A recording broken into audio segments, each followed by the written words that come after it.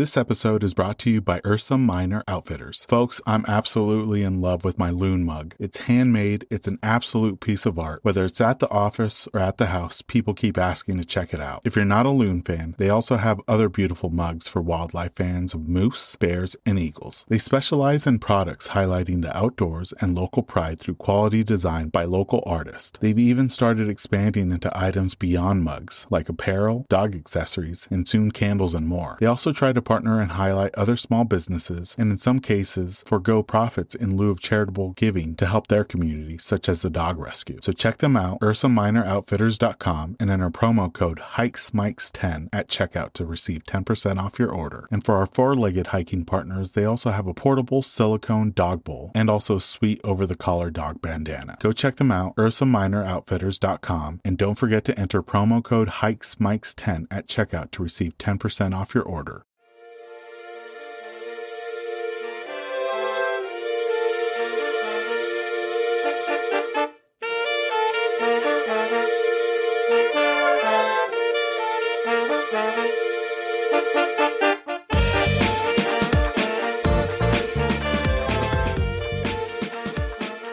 Welcome, everyone, to a special bonus episode of the Hikes and Mikes podcast. I'm your host, Ivan, and occasionally I'll be bringing you some bonus episodes highlighting some amazing individuals who are participating in some fun outdoor events or helping some incredible nonprofits, as well as some up-and-coming outdoor companies. And in today's episode, we have a Season 2 guest making a return to the podcast. His name is Spencer, and you can find him on Instagram at Juice on the Trail. We catch up with Spencer and hear about his spring and summer experiences here in the Pacific Northwest, including some epic mountaineering and rock climbing adventures, before we dive into his epic trek in Nepal to summit Island Peak. Without further ado, let's dive into this episode featuring our guest, Spencer.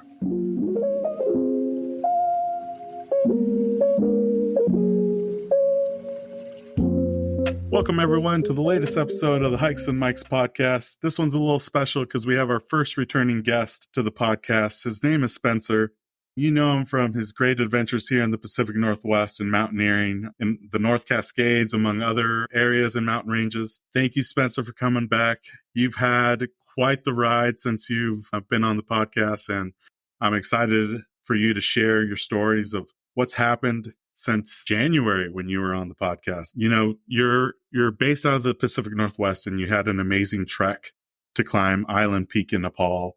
But before we get all into that journey and that trek, can you share with us a little bit about how you've been, or how your spring or summer seasons have treated you? Yeah, sure. First of all, it's nice to be back, Ivan. Thank you for having me. I enjoyed talking with you.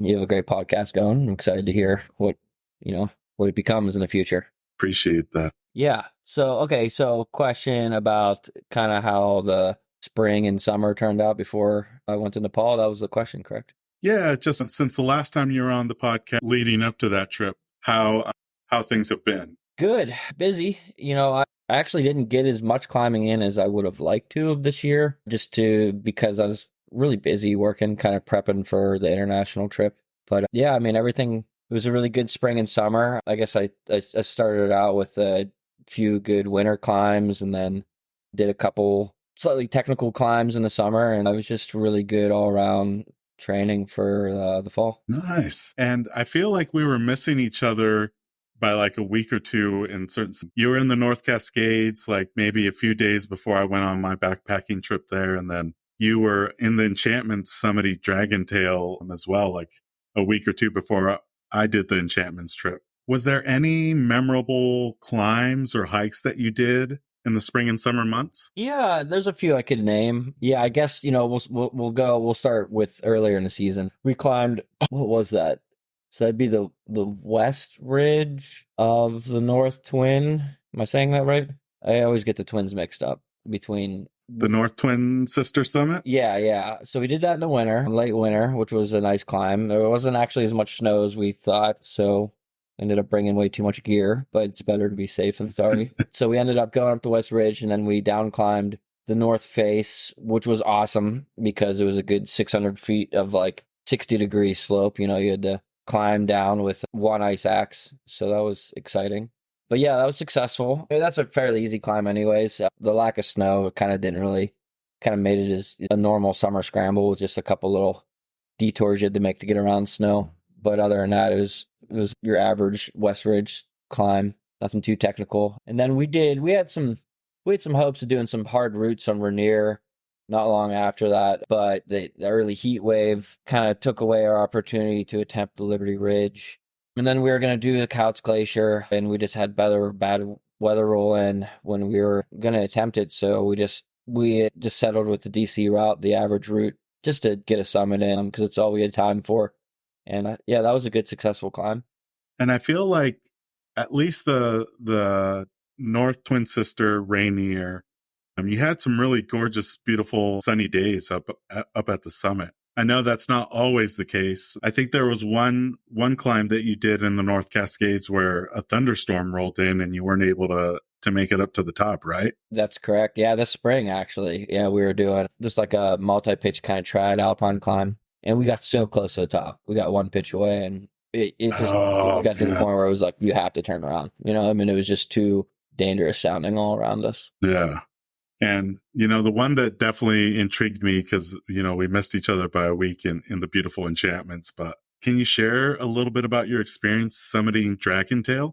Yeah, that was fun. I kind of expected it to be easier than it turned out to be. Not that it was difficult, but I let my guard down a little bit. We took very small, minimal, lightweight axes and then micro spikes.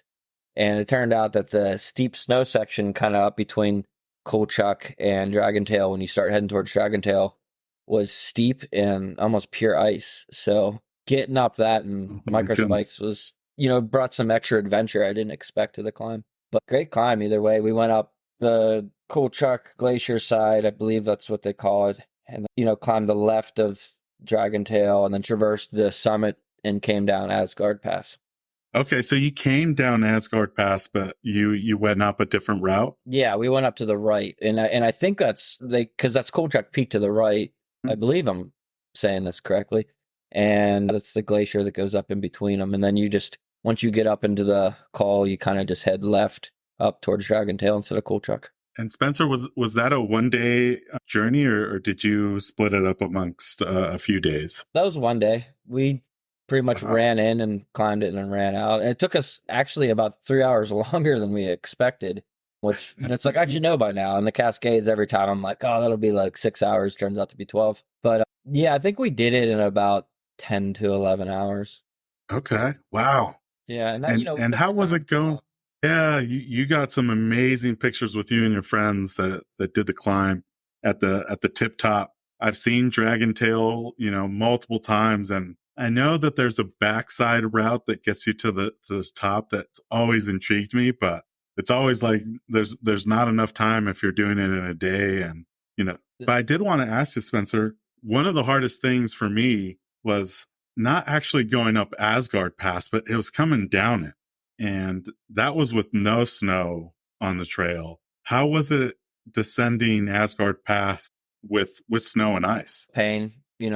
Slippery. There wasn't that much snow, and about half of it was, and then the rest kind of was just second class kind of junk.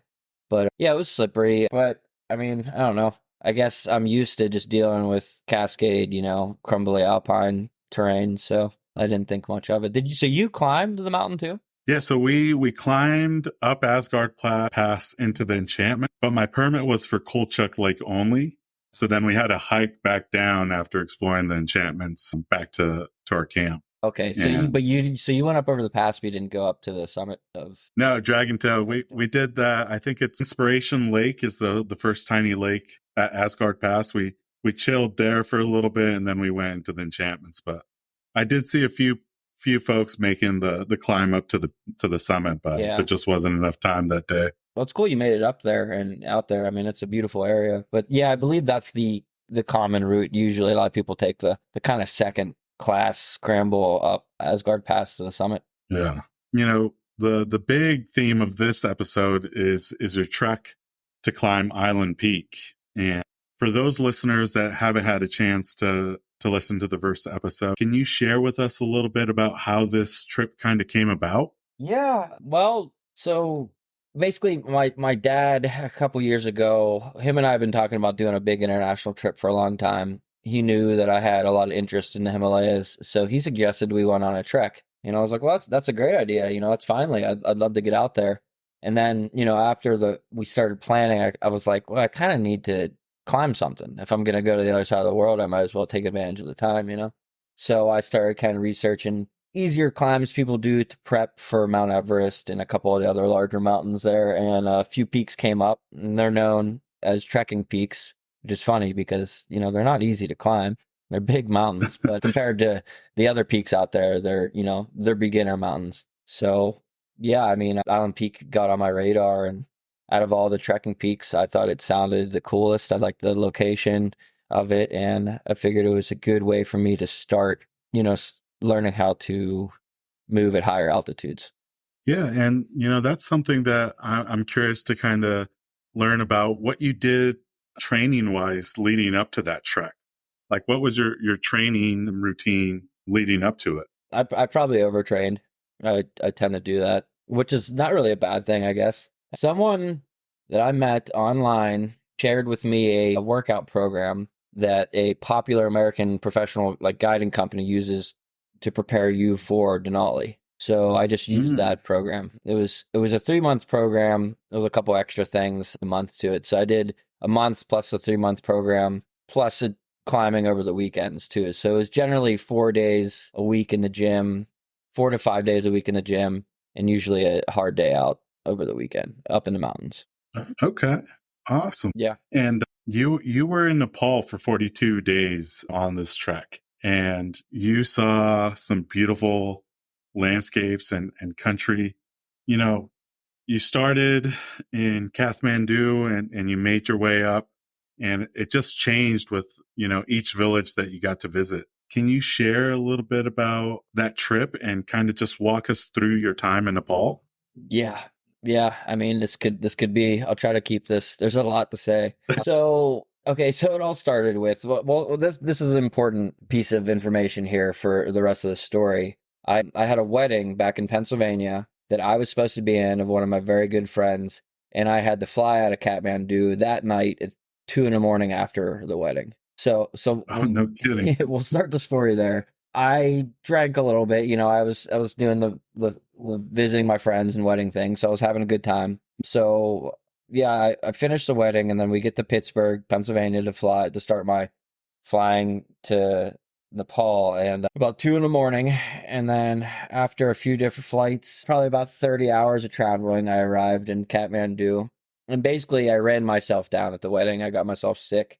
The traveling and the partying and all that kind of stuff just wore my body out. So I entered Kathmandu with a really bad sinus infection. So, and I generally get those every year. So I know the symptoms, it was happening. I knew what was happening.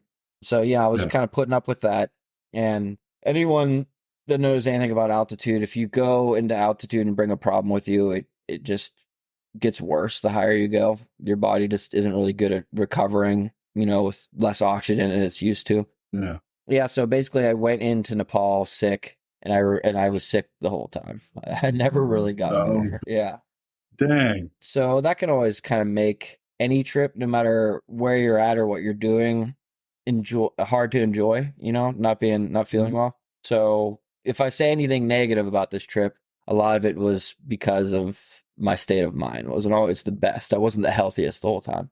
So I just want to make that clear. Yeah, so I arrived in Kathmandu, and Kathmandu is insane. If you've never been in a third world country city that's really crowded, you can see movies, you can hear about it, but you never know how crazy it is till you're standing in the middle of it. Like most things, you got to experience it, to truly get it. Yeah, crazy city. The traffic's insane. They don't have any, traffic lights, or it's just pure chaos, and everyone's used to driving, 1 inch away from the next person in front of you. So if you're not used to it, it's nerve-wracking. Yeah, so the city's fun, but it's a little overwhelming, and I was greatly looking forward to getting up into the high country. It was burning me out. Even the 3 days that I was there was just it's just a lot, a big culture shock. Yeah. And like you were saying, you were only there for 3 days, but that wasn't where the trek started, right, Spencer? You had to do an additional flight to get to where you were going to start the trek? Yeah. You have to fly from Kathmandu to Lukla. Lukla is considered the most dangerous airport in the world, I guess, for several reasons. It's Oh, a wow. small runway. It's very steep. You have to come in like the landing process on an uphill runway nestled between two mountains, and it's really short. And it's, high up in the air, so the weather's always kind of messing with the quality of the landings and the takeoffs and stuff. So, yeah, you take a flight from there, which we actually, long story short, we couldn't because it was too busy. So we took a 4-hour drive to a town called Rameshap and took a flight from there, which is a little closer to Lukla, but that's just kind of the alternative airport you take if a Kathmandu airport is just too busy. So that's what we ended up doing. Okay. Yeah. And how was the touchdown when you flew into the world's most dangerous airport? Yeah, I mean, to be honest, the whole flight was even the airport we left from in Rameshap to head to Lukla was tiny, and there's goats like all around Mhm. it. Like it's just like this, it's not your obvious your average airport that we're used to seeing in the States. But the flight was fine. It was smooth, like I didn't feel in danger at all. I mean, it's obviously dangerous, but I think they like to market off of that, a little bit just the Yeah. extreme adventure tourism. And then how many days were you there in that village before you started your trek? We started that day. I mean, we arrived, Oh, fairly started that early day. in the morning or early afternoon, late morning. Yeah, we started that day. We were anxious. Out, you're new. It's all exciting. We were anxious. We wanted to get going, so we just started as soon as And we got off the plane. and how was it those first few days before you started making it into the Himalayas? Because it's a whole different landscape those first couple days compared to the Himalayas. And did you do any of those picturesque bridges that go over the river that Nepal is known for?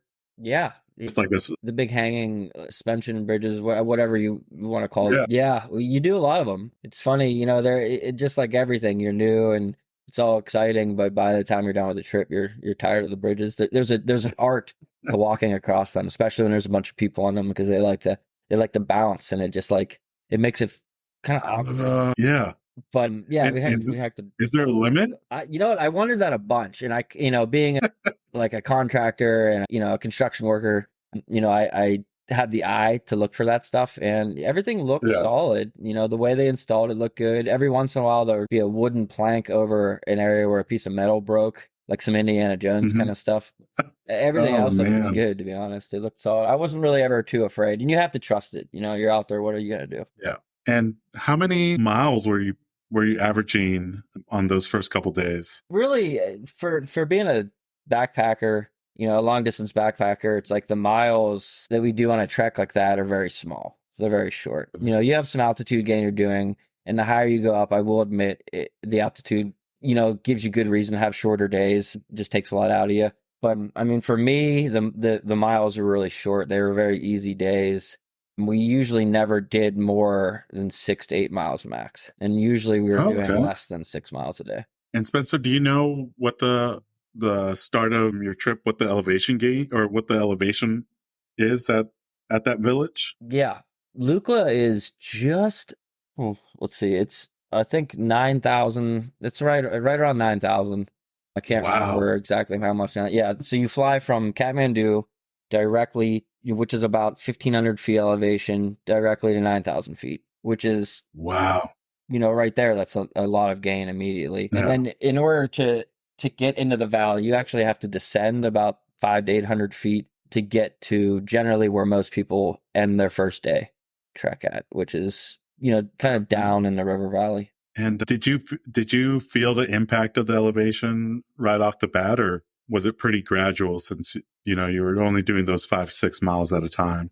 Yeah, I mean, you feel it. I mean, I felt it. I remember telling my dad when I got off the plane, I was like, it's already like the air is, you can tell the air's thinner. I remember like expressing that to him. I wasn't like gasping for air or anything. I've lived in Yeah. Colorado and I've been at elevation before, but that's a lot of gain to do in 15 minutes. Yeah.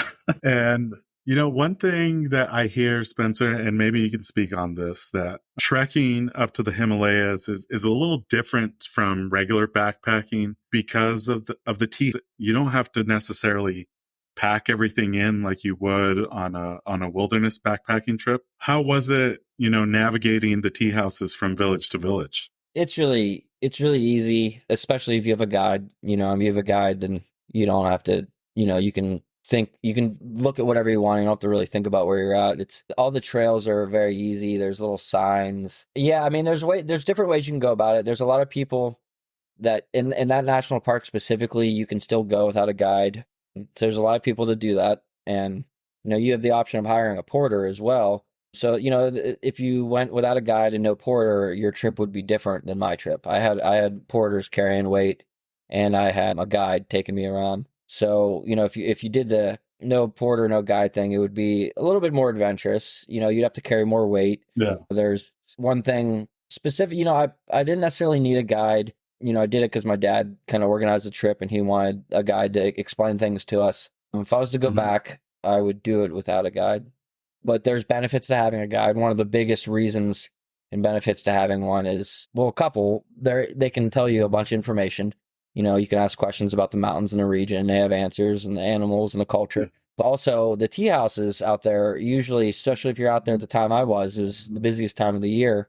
And that's one of the most popular treks in the whole planet. So it gets really crowded in some of these villages, and the guides kind of make sure you have a room every single night. And I think if you didn't have a guide, that would be probably one of the larger challenges is making securing sure a you have a room bed to sleep in, and you don't have to, because otherwise you have to bring a tent, and you don't want to carry a tent if you're never going to sleep. Yeah. So I don't know. I mean, I just feel like that was a big benefit of having a guide, is they kind of took care of us in that situation. Yeah, and I was surprised of the just diverse amount of food that they had at some of the tea houses that you stopped at. Was there one in particular that I was like, I was not expecting to have this, up here at elevation in Nepal? I mean, I think that was like my basic thought process when I got there in general, the whole menu. I was pretty impressed. I was like, well, this is good living for, being being high up in the mountains, a dramatic area. And I think there's a lot of people that don't have, like, that's one of my biggest challenges with backpacking and climbing and like this lifestyle is I'm picky and I don't like eating the same thing. So with backpacking, I get tired of dehydrated foods and just like all that kind of stuff. I mean, with this trip, one of the biggest challenges of the trip turned out being I really had trouble after 42 days stomaching the food. And I don't want to disrespect the locals because they're used to eating that, and that's they're just used to it, and to them it tastes amazing. But I just had trouble eating it at some point in time, and because of that, I started to get malnourished, and it made certain parts difficult. Yeah. But I mean, the food for someone that's not picky, there's a lot of food, and I mean, it's at the end of the day, it's still better than a dehydrated meal. For sure, yeah. Kind of getting back to the trek, Spencer. How many days would you say it was before you noticed a big change in landscape? Because it was still pretty like green and jungly for the first couple days, but was it like a week or two after where you started noticing like, okay, there's not that much vegetation growing? Yes, I mean, so the first week we were there, we were in the clouds the whole time. Oh wow! So even as we got up into higher terrain, like obviously the trees got smaller and everything, but we weren't seeing what we were really in because the visibility was really bad for quite a few days. So I mean, yeah, when we were down lower, it was a lot greener and kind of more junglier. And obviously, the higher you go up, the trees get smaller, and it just generally starts to change with altitude. But we didn't really get a good view of anything until the day we were leaving Gokyo, and I think that was like 7-8 days into the trip. So it was a bummer. I really was like kind of starting to get upset because I flew out there to see mountains. I was putting all this effort in, and I couldn't see anything. And I knew they were there. But the silver lining in it was the fact that the day that it cleared up, we were in the middle, like right in the middle of them. So it was just like this big reveal of like, what we were actually doing. So that was, a good day to finally see where we were at and what we were doing. Right on. Do you remember how far into the trek you were when you first spotted Everest or K2, some of the bigger mountains? You could actually see Everest really early in the trek, but we couldn't. Oh, okay. Because of the clouds. Yeah, but there's a Namche Bazaar, which is generally the second village that you get to and you stay in, and that's a touristy kind of little village. It kind of right below where the tree line ends, but it's still a tree line. You generally go there and you acclimate, so you stay there for a day, and because it's around right under 12,000 feet. So every Wow. trekker and climber goes there. That's the routine. They go there and they stay for a day and they acclimate to before they start heading up, the following day. But a part of the process is you climb up to an area kind of between Namche Bazaar and Kumjong, and it's called Everest View Hotel, and it's this high point, Hmm. and usually on a clear day you can see Everest from there. So generally Okay. from Lukla to on day 3 on a clear day you'd see Everest. Okay. And one of the things that you did to help acclimatize is you got to visit Everest Base Camp, not just once but twice, right? Yeah, correct. Yeah, which was a bit How was it? unnecessary, but that's the way it turned out. How was it getting to Everest Base Camp, and how was it, making it to this magical location that, I think a lot of people dream about? It was good. So before Everest Base Camp, there's a couple other, well, I guess in the specific trek in the direction I was doing, there was another high point Mhm. that was actually taller than Everest Base Camp. And it's when you go from Gokyo to Mhm. the Everest region, like you have to go over a pass called Chola Pass. And, Mhm. we had to climb Chola Pass, which is like around just under 18,000 feet. So Oh, yeah, and it was pretty steep. It had a bunch of snow, and I forgot to pack my micro spikes into my day pack. So, I did it without spikes. I mean, I have experience on snow and I'm a climber, so I think that helped me, mhm. but I would suggest bringing spikes for the pass. But yeah, so we do that, and then you have a couple more little villages that you take on your way to Everest Base Camp. And there's the last stop, which is Gorak Shep. And that's the last village at the end of the line, the end of the highway, that ends right at there at Everest. And you stay there an evening, and then a lot of people do it in several different ways. But the two areas you visit there are Everest Base Camp and a high point above it called Kalapatar. And Mhm. that's just a really good viewpoint to to see Everest. Kind of because the lower you are in that area, you don't really see Everest because it's tucked behind some bigger mountains. But so yeah, most people do those, and the order I did it, which was Everest Base Camp first.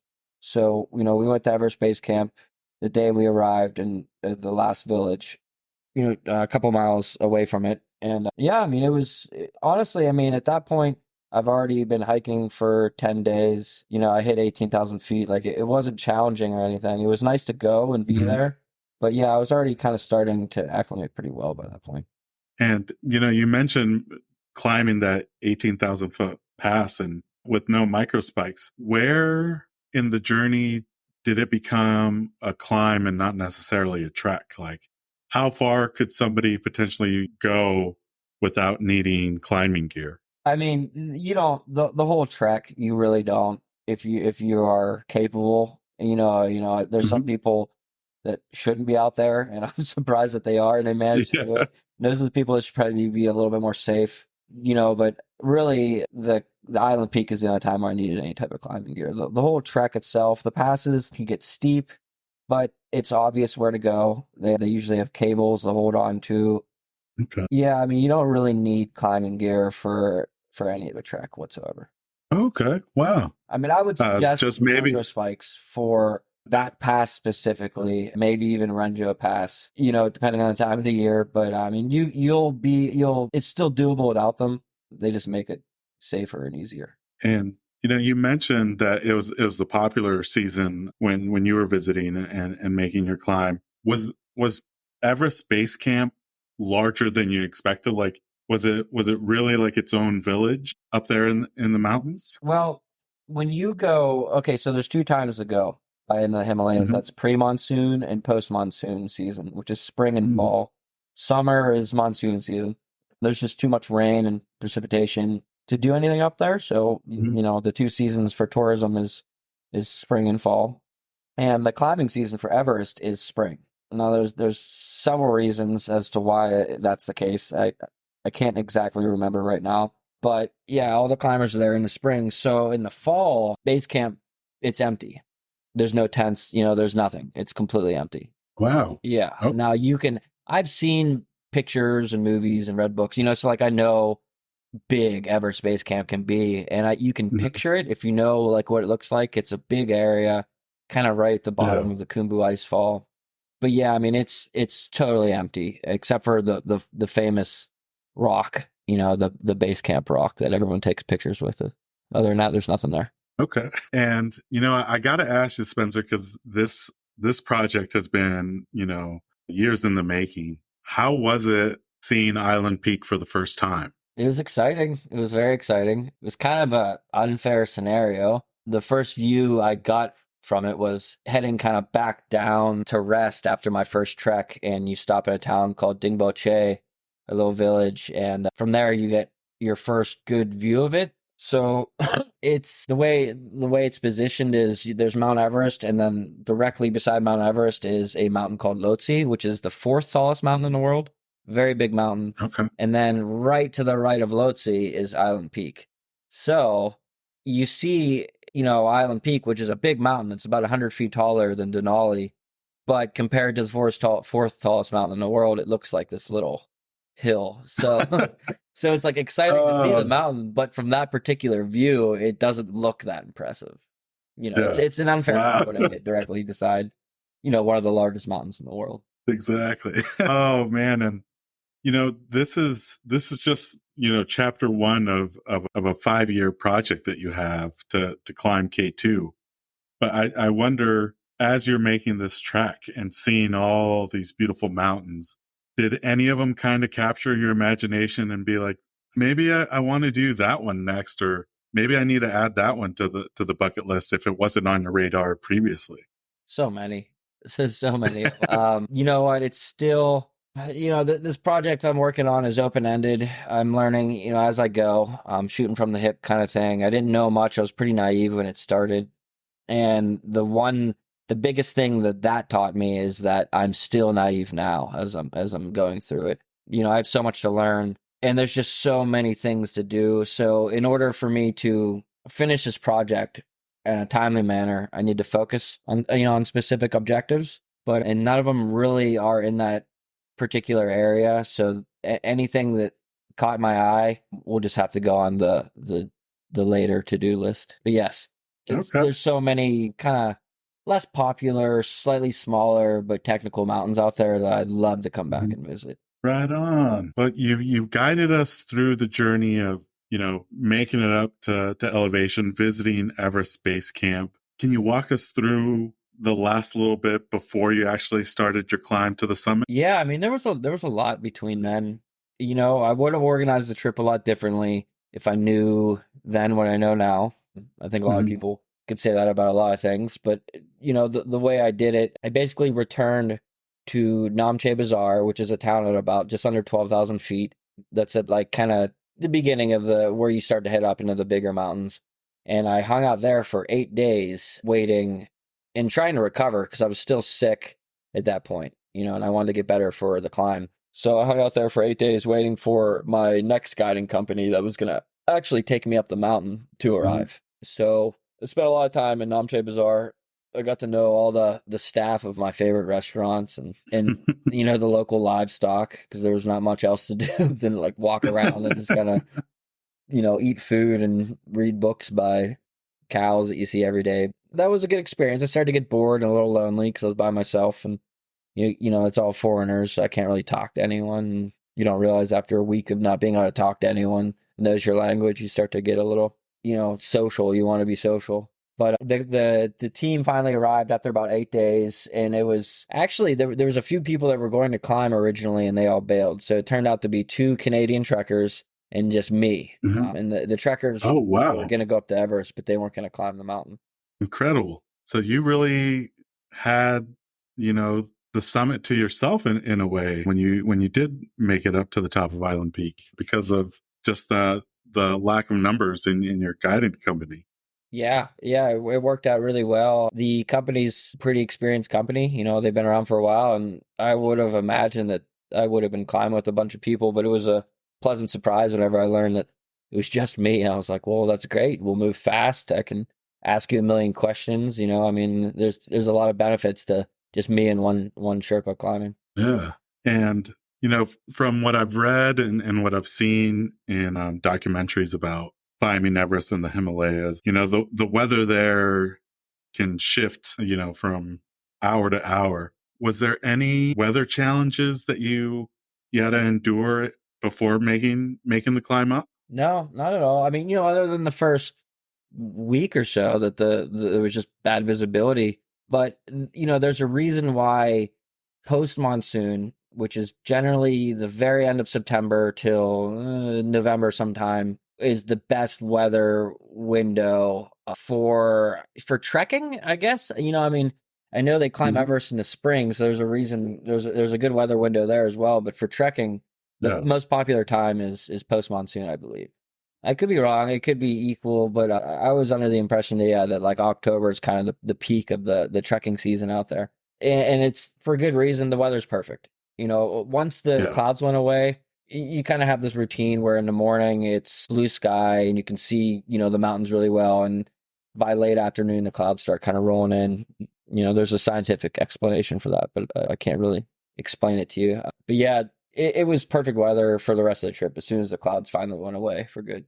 Spencer, you've already mentioned this, but you were dealing with an illness, and the trek had its hardships and challenges. I think I read that leading up to making the climb, you had a lack of appetite. You had a terrible cough because of what you were dealing with, and I think even some rib bruising, right? Yeah, it got bad. And then just like anything that you've been working for or working towards, I imagine the 24 hours or the night before the climb, you just don't get any sleep, or you don't sleep well just because you're so excited and amped for what's about to come. How was it preparing for your climb day? And then if you could walk us through the actual climb itself. Okay, this is a loaded question. The climb, physically I was there. I was very prepared. I was ready. The climb became difficult for me due to like the fact that I was sick. Yeah, I was malnourished. I didn't sleep. Basically, I came down with a chest infection, and I didn't know this because I didn't go to the doctors till after the climb. But I came down with a very bad chest infection. The rest day before the climb, I was in bed all day. My Sherpa was bringing me soup and tea. Like I was not feeling well. It was not a good situation to be in, the day before you climb a 20,000 foot mountain. I didn't feel well, so I rested all day. I drank as much tea and as water as possible. I slept a little bit that night, but I felt better the next day as we approached base camp. But at that point in time, I barely slept that night. I wasn't eating well just because I was sick. The combination of being sick, being at a high altitude, and just being tired of the food made my appetite almost non-existent. I was living off of like French fries and Pringles. If I could even eat enough of those to get properly nourished. So we hike up to base camp. Base camp's very nice, by the way. They have a bunch of tents set up there for you, and the companies kind of move throughout them. You reserve them for a night or two. But we had a nice tent, so I go up there and I'm feeling a little bit better. Just because the day before I was feeling awful, and I'm doing my best to eat. I didn't eat much at all, and I try to go to bed early because generally you want to do an early alpine start for a climb like that. Like we were planning to start probably around midnight, a little later, 1 o'clock in the morning. Oh, wow.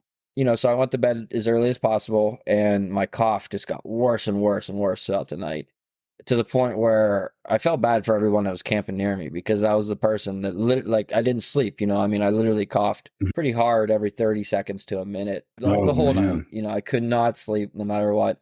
But luckily I'm aware of how mountaineering is and how, especially with the big stuff, the high altitude stuff, it's not good for you. It's not easy, and you have to push really hard at times when you don't feel well. So I knew I was like, this is a good way for me to test myself. Like I'm not in the best state of mind or physical state to do this, but I need to see if I can achieve it either way. At about 30, my Sherpa rolled over, who was sleeping and snoring all night long, which I envy. Rolled over and was like, "Are you okay? You've been coughing all night." And I explained to him, I was like, "I didn't sleep at all." I think he could hear the fact in my voice that I was just like not feeling strong, not feeling very happy about the situation. And he said to me, he was like, "Last year I had a client that climbed this and a couple other mountains who had a terrible cough the whole time." And as soon as he said that, I was like, well, it's on. I knew I was like, I'm definitely not doing it Yeah. right now. Like he was pushing me, and I appreciated that. He Yeah. recognized it. About 11:30, and I tried to eat breakfast, ate a little bit of oatmeal, really not much at all, and was just coughing terribly. And one thing that helped me though with this climb and this cough is every time I stopped and rested or talked, I would cough more. So if I Mm. didn't talk and just kept climbing, I wouldn't cough as much. So that pushed me to move faster and longer than I probably should have. Yeah, we started at 11:30, and the mountain's a popular mountain. There's a lot of people at that time of the year climbing, so there was probably Mhm. 10 to 15 teams there getting ready to climb. And despite my, my lack of energy and my sickness and everything, we summited the mountain, I think the second team out of everyone. We moved really fast. Part of it was because I had to, or I'd cough nonstop. But yeah, we climbed the mountain quickly and efficiently. And it taught me that I have the mental capacity and ability to push, to keep climbing at a time where I feel like my body just shouldn't be climbing. And Spencer, do you remember elevation base camp was at? Yeah, base camp's pretty high. I think it's around like 16,005 feet, maybe somewhere between there and 17,000 feet. And So then at pretty, the summit, what? Oh, go ahead. well, you already are pretty high, at the base of the mountain. So that, that's why the climb's a little easier because you're only doing so much gain, like it's not Mhm. from there. I think it's like probably around 3 to 4,000 feet from the summit. So that's not too much gain Okay. of actual. And on the trek up there, was it just you and your Sherpa that was your team, and everyone else, had multiple people? Well, there was me, two Sherpas, and two Canadian trekkers. So Oh, on okay. the trekking portion, when we went back up to Everest base camp and everything, I was with the two Canadian trekkers, and then they kind of meandered a different direction, started heading back down as me and my climbing Sherpa, Dejong Bu, a very good climber, by the way. He and I kind of took a detour to Island Peak ourselves for 3 or 4 days. Nice. And, I think a lot of people have seen the pictures lately of Everest where it's just a huge line at the summit waiting for their chance to touch the summit. How was it at Island Peak? Because like you said, it's not as popular as some of the other peaks, but was there a bit of a queue to reach the summit? Yeah, there was. It's not like the famous, Mount Everest queue, summit queue, but I mean, those trekking mountains are really popular in post monsoon, that time of the year. So they're all the base camps are full, the whole season. So yeah, I mean, there are, and the whole time I was, you can't help but kind of see these other climbers, and they look healthy and in shape, and you're only human, you compare yourself in your head. You're like, oh, that guy looks strong, like, am I as strong as him? So yeah, I mean, there were a lot of climbers, and I expected there to be more people climbing at the time that I was, but there wasn't. I mean, we managed to get up just early enough to beat the line. The people that summited ahead of us, they got on the summit before the sun even came up and was back down the dangerous section before we started going up, which was a big bonus. And this particular climb, when it gets busy, if you go late, there's a 700, 800 foot section of steep cliff and ice that you have to kind of haul, you have to ascend up a rope on, and it's impossible to not kick rocks down on. So you have to dodge basketball size rocks and chunks of ice quite often if you go at the wrong time, because the route has a bunch of people queued up on it. We managed to get up and climb it with no one above us. We summited the second team, and then on our way down, there was probably 6 to 8 teams coming up the wall, which was scary because, you're rappelling down these frayed old fixed lines. It's busy, it's crowded, it's, you're having trouble breathing. You have your crampons on, you're trying not to kick things down on the people. You don't want to hurt someone. So, me being experienced, they were lucky that I was coming down on them. Inexperienced people just don't realize how dangerous it is to be above people like that with rock hazards, coming down on them. Oh, for sure. On my climb up Asgard, there was somebody that was just really bullish, trying to just grunt it out. And unfortunately, he was starting to kick rocks on everybody below him. And you just hear rock, rock, rock, rock. You posted your summit picture already, and if people listening haven't had a chance to check out Spencer's Instagram, please do, because his pictures from the trek are just absolutely incredible. But Spencer, you actually, I think, caught sunrise, right? At the Yeah. summit? Yeah, it was perfect timing. How was it seeing the Himalayas just light up with sunshine? I mean, amazing. It was beautiful. It was really hard.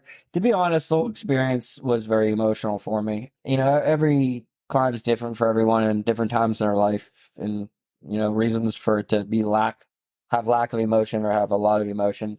This particular one, I was carrying my best friend's ashes up there with me to release them, and I put so much effort into getting up there, and there was multiple times, a week prior to the trip where I was convinced I wasn't going to climb. There's just a lot, and then when I finally saw the summit, like it kind of all hit me at once. It was very emotional, and on top of the emotions and the adrenaline, it's almost hard to be in the moment as much as you'd like to be.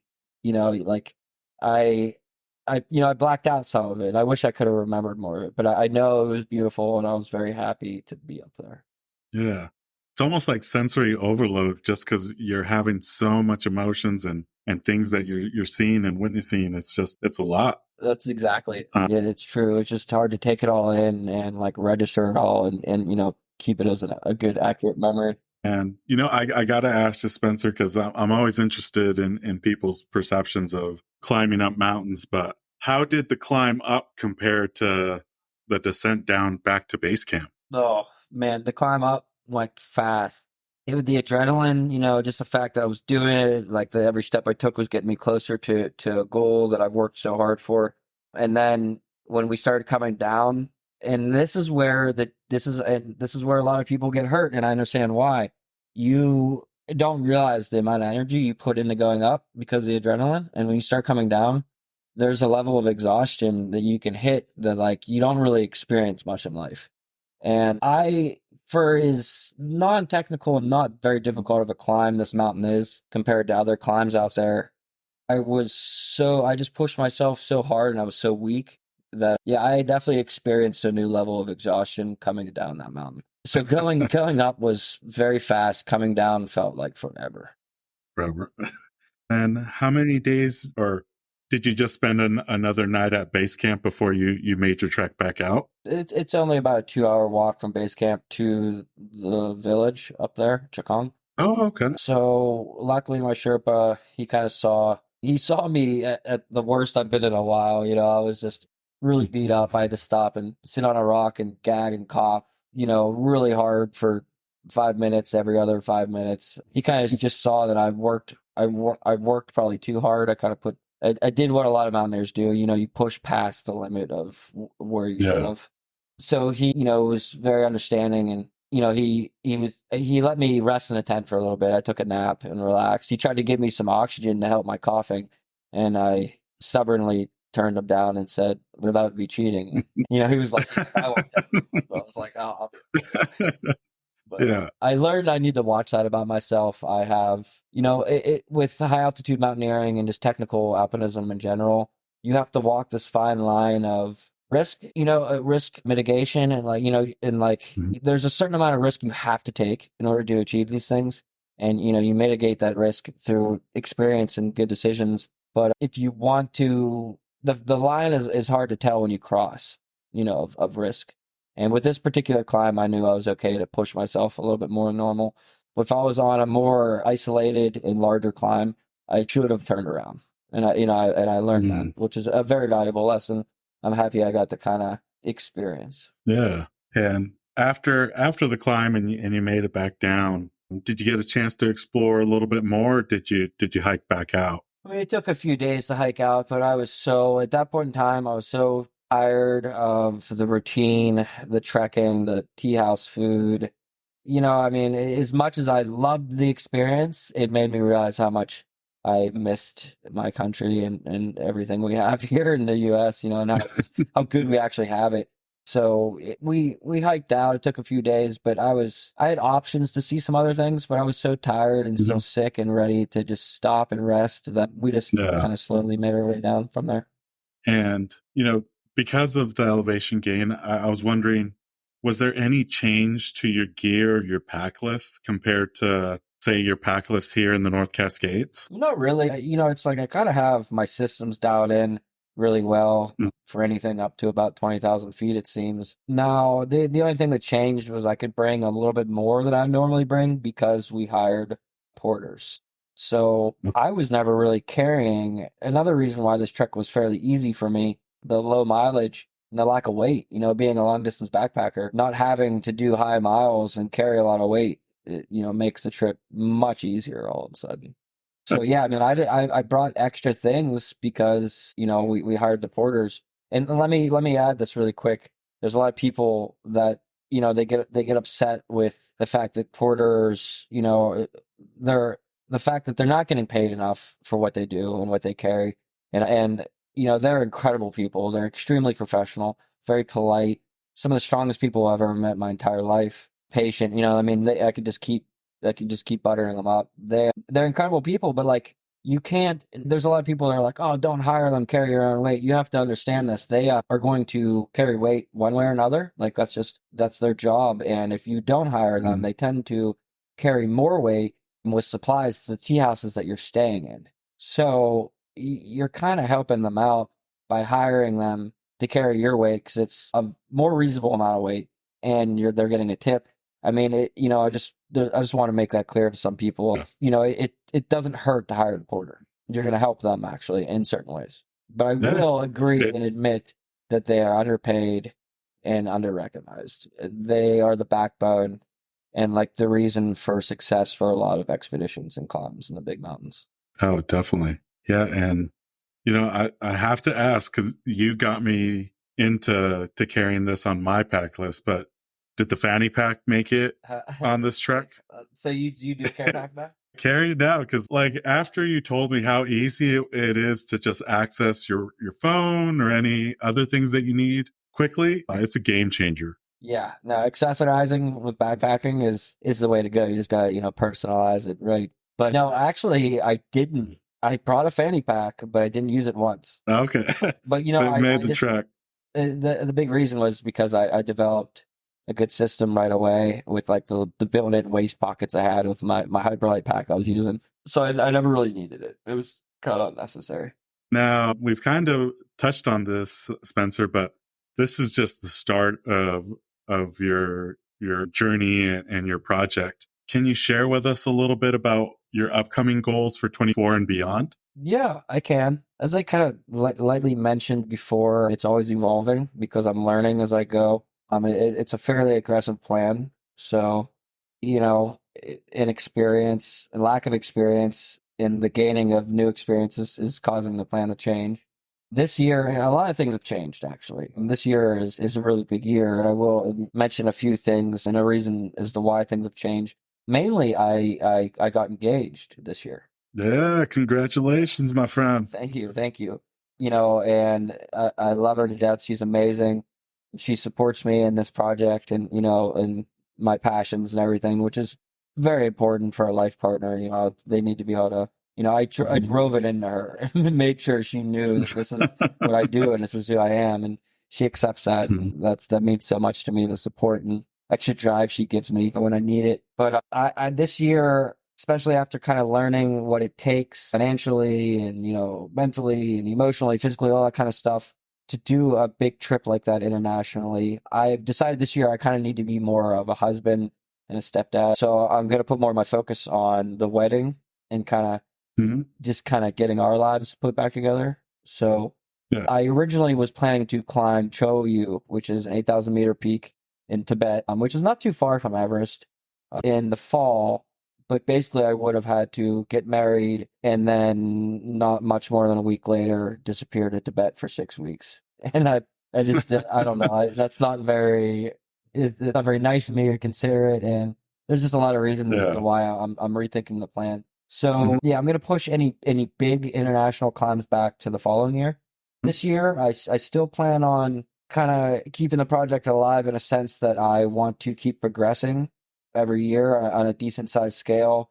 And I think this year we're going to do 1 or 2 technical large climbs in Alaska. I'm not sure we may do an unguided climb, Denali. We may attempt a couple other things, I'm not sure, but I'm discussing it now with my climbing partners. And either way, I plan to come up with a plan, and it's something to challenge me and help me grow, in the sense of climbing. Well, I'm excited to see your upcoming pictures, man, because your feed is one of the most breathtaking that I follow, just because you show us sections of the North Cascades and the Cascades in general that, you can only really see if you're climbing to the summit. And it's just spectacular what you've been able to share. And I look forward. Yeah. And I look forward to what comes next. And, again, congratulations on getting engaged. That was it for the regular questions, Spencer. I know that you did the this or that questions the first time you came on. We've made some updates. So I'm going to ask you the new updated this or that questions and see if there's any changes to your previous responses. So the first new one is, do you prefer a steep incline or a steep decline? I mean, it depends on the point in time of the adventure or trip, but I say overall a steep incline. Okay. And then this one's a returning one, but waterfalls or summits? Summits all day. And then this is a new one, but switchbacks or straight up? Straight up, straight up. And then trek poles or freehand? Freehand, except for a couple small scenarios, but freehand. Okay. And then I know you wear specific shoes for mountaineering and climbing, but do you prefer trail runners or hiking boots for backpacking trips? Well, for backpacking, trail runners. For a hybrid kind of hiking, climbing, a sturdier boot, like an approach shoe or an actual hiking boot. Okay. And then this is another trail system question, but do you prefer a loop trail or an out and back trail? I like the loops, I like the loops. Okay. And then when you come across a body of water up in the mountains or on the trail, do you touch the water even if it's just with your hand or toe, or do you stay dry? I touch it basically only with my hand or toe. And then this one's a tough one, but sunset hikes or sunrise hikes? That is a tough one. I think the best, though, overall is sunrise. Okay. And then here's a returning one, spring flowers or fall colors? That's always a difficult one, too, because I love fall so much. But the spring flowers... Especially from Pete. Yeah, I know, right? But yeah, I'm going to have to go with spring just for this location. Okay. And then the last one is a new one, but do you prefer national forests or state parks? National forest. National forest? All right. Well, that was it for the this or that questions, Spencer. I think you stayed true to the ones that we had back in January. This is your opportunity to be able to give people shout outs and plug anybody that's helped you on the journey, as well as if folks want to follow your journey, where they can find you on social media. Okay. Kind of like the first podcast, I'd love to give a shout out to, first of all, Lisa, my future wife, for being just so supportive and understanding of my journey and just being an awesome person. And then, of course, my mom and my dad, just for being huge influences in my early years and still influences now and out creating, and to who I am and what I do. I'm so grateful for that. And I'd love for you to follow my journey. It is going to be an interesting one, a roller coaster of emotions and successes and failures. I like to, while I'm sharing this, I know that social media loves to kind of sugarcoat things and show you only the positive, happy side of things, but I'm doing my best to kind of show you the true reality of it as to what it's like for, a normal person to try to achieve something so massive and dangerous. Yeah, I'm excited to share my journey as I attempt to achieve this project. And I'd love for people to follow along. And you can do so at Deuce on the Trail. That's my Instagram tag. And then, it's just Spencer Hall on Facebook. There's a lot of Spencer Halls out there, but it's hard to find me. There you go. Yeah, I'm thankful that you shared, the hardships and challenges of this journey, because a lot of the time we just see the summit or the end of the hike, but you've been able to share it. Yeah, you've been able to share a little bit of everything, and I think you're still sharing moments from that trip. So I look forward to what's coming up next. Well, thanks, Spencer. It was a joy again to have you come back on the podcast and share about this experience. I appreciate it. Of course, Ivan. I appreciate you having me back. I always enjoy talking to you, maybe if I'm lucky enough, we can just beat this up every year. Thank you once again to Spencer for coming back on the podcast. Be sure to follow him on Instagram at Juice on the Trail. Be sure to also follow us on Instagram at Hikes and Mikes. Happy trails, everyone. This episode's music was created by Ketsa. Follow him on Instagram at Ketsa Music.